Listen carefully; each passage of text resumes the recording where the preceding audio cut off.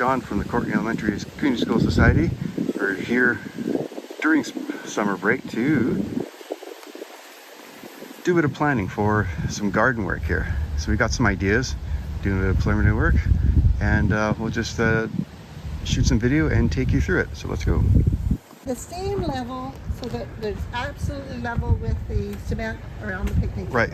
Well, what about around here? You would need a bit of a concrete block to lift the decking over the roots, or no? It's got to be. I mean, this is lower, right? Yeah. So it would work. But the thing is that we're still like this is also. It comes way out here. So it comes right out here. So then, you know, having the. You want to put a split rail fence along here. The rail fence to come way out. Right. And this box is going to go then. This box has got to go. This is the path. Right. It's from here directly out, this very path. Right. And it's going to go, you know, basically these 3 boxes are going. Right. And then the path is going to go kind of to that gate, but also around here to that gate. Right. So it's going to be like a Y junction at some point here. Right? This is, okay, so this is this gate. Right. This is the picnic table. Right.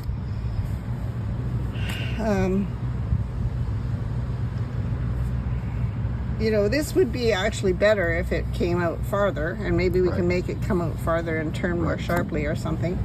You know, that's what I'm doing today, is to actually lay down where that path should go. Right. Solve the whole use of this area, which is the only shaded area, right? That's part of the reason why the trees are suffering. Right. Is because this is the most desirable. So I guess my question is, if you wanted to put that split rail fence out there like this, then how do you use the shade then? Are you denying the shade, or? What I think we would have to do is we would have to do, you know, a split rail fence around, and then an access point here. Or okay. It would sort of, and maybe we need to have a gap in there so they can kind of walk in like you. Well, and maybe we need to have, you know, the split rail fence go here and the decking to come right out to the edge or something. I'm not sure. If it's, I mean, it'll be grass or something, whatever's there. You could do the decking quite tight, and that would help, right? But if there's any light getting down there at all, it will, you know. It will. And you don't want to put down garden fabric. But I was thinking, to help protect the roots, wouldn't it make sense to cover them in soil or mulch? No, they don't want that. They don't want that? No, that's part of the reason why that tree is struggling so much, is because of that soil dump that never got moved. Oh, okay. They don't want that. This is how they want their roots to be, but they just don't want to be stomped on. Okay, they don't want to stomp on. Okay. Yeah. I mean, look at this. This is. Wow, this thing goes way out here. Oh yeah, the root zone is huge, right? And really, I mean, the root zone probably goes out another 30 feet from the drip line. Yeah. Right? Probably goes out another 30 feet. So. And you wanted to, so we got this busted planter box here. Right. You wanted to plant you were saying like a fast growing shade tree in that spot or near it? I thought about that. So there's 2 options. One is mulberry, which is an interesting plant because it has branches very close to the ground, so there's no access to the underneath the tree. Really, it's super productive and very easy to like, you don't have to prune it. Particularly, you can let it grow to its full height. You can still reach tons of fruit, and the birds can have the top half. Right. So mulberry is like a 30-foot tree, though, like 30 feet wide. Right? Big so tree, it will take up a lot of duration. The other tree that I would recommend is the heartnut I mentioned to you, which is a Japanese walnut. And it's a big, beautiful shade tree that comes into production fairly quickly. Like within a few years, we'll be having at least some walnuts. And they drop, you know. Look at this. This is the gate where I was just looking at. If we actually made the path go like this and then had a center bed for the tree, wouldn't that be kind of fun? That would. And I like that. Okay, so I'm going to bring this line. I mean, I can mark this up. It doesn't matter, but I don't have a pen on me. So I'm going to bring this line like that. And this is going to be a bit wider, but we're going to have basically a triangular big triangular bed that we can plant a tree in the center of. Okay. Does that sound good? Sounds like a plan. Okay, we are doing some preliminary work in the garden, rebuilding the paths. We're going to rebuild the path here, hopefully mulch in between all the garden boxes, have the main path built through here. We have a couple boxes that are marked for removal because they're probably full of roots. So it's gonna go like this. This pink one, take this box out, gone. This one's gone too. Path's gonna extend to all the gates. Take this box out, that box out there. Remove that center planter as well. And hopefully in this position, or near it, we will plant a shade tree, possibly a mulberry or a heartnut tree.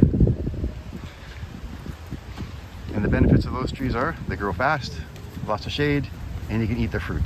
Exactly where it is. Okay. So you have to, so there'll be no digging near the tree then, just around here. Get a bobcat in here to scrape the ground and level it. So we do have some ideas for the shed. I think this is like the original shed when this garden was built. It was never put on a foundation, as you can see, so it's starting to rot from the bottom.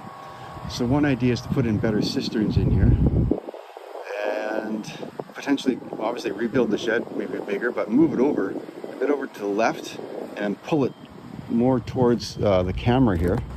And that will give us just a bit more space in the back, so it makes it easier to get into the compost bins, to get a wheelbarrow in there.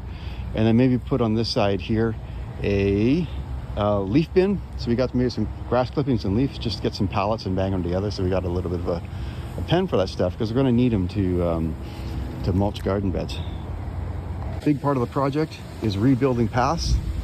So as you can see, we've just got some hose here to mark out a nice arc that's going to go from gate to gate, and then a similar one that's going to cut across here. We're going to remove these garden beds that you can see in the foreground here, and then pull up any fabric we have, and then rebuild the gates there, and basically just mulch everything up right up to the edge of the garden there.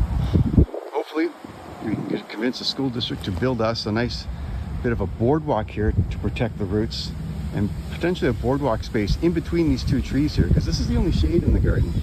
So it'd be nice if you would be able to have a bit of some kind of a deck space that you actually sit down on and cool off and maybe do a lesson out here while protecting the roots.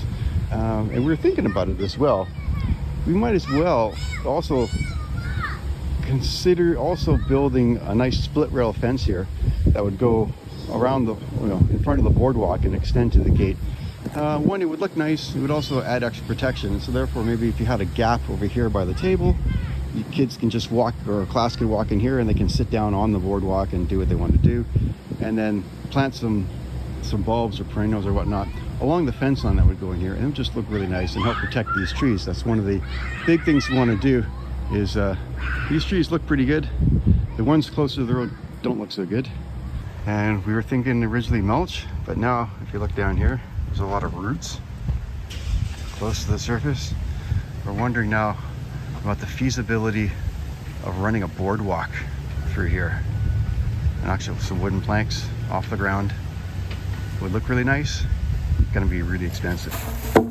Circle bed, sort of triangular circle bed, is gonna come around here and across here, and then kind of to this, kind of around the edge of this bed. Okay. And it's not, a full 30-foot circle, but it's plenty big enough. Right. Plant the tree sort of. So these trees are dying because of the children playing in the root zone. Yeah.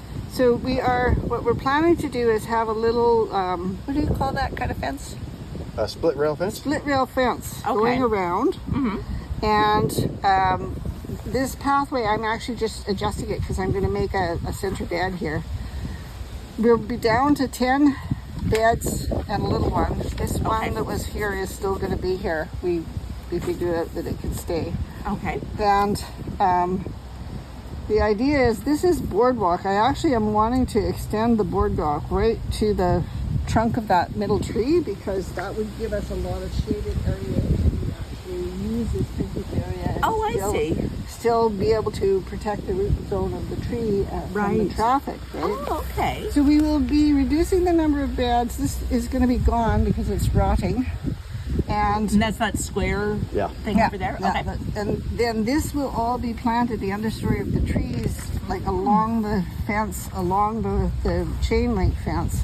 And in the understory, we'll, I don't know, seed wildflowers or something that, you know, can just grow. Yeah. And then, you know, the actual annual garden bed will be much reduced, but we want to do bulbs along the fence. And we're talking about now, I was just about to change, because if you look, you'll see that what I've done with the paths, and I was just about to do an overlay so that I can redo this.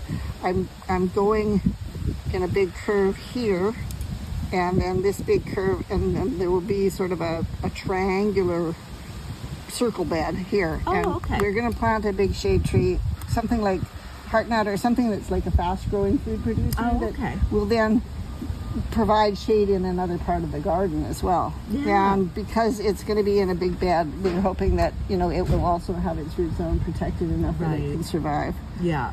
Anyway, that was the plan there. So if you can see that, you can visualize that superimposed on the existing drawing, which I will do. I will do another drawing just because we'll have the record. And that'll be nice too.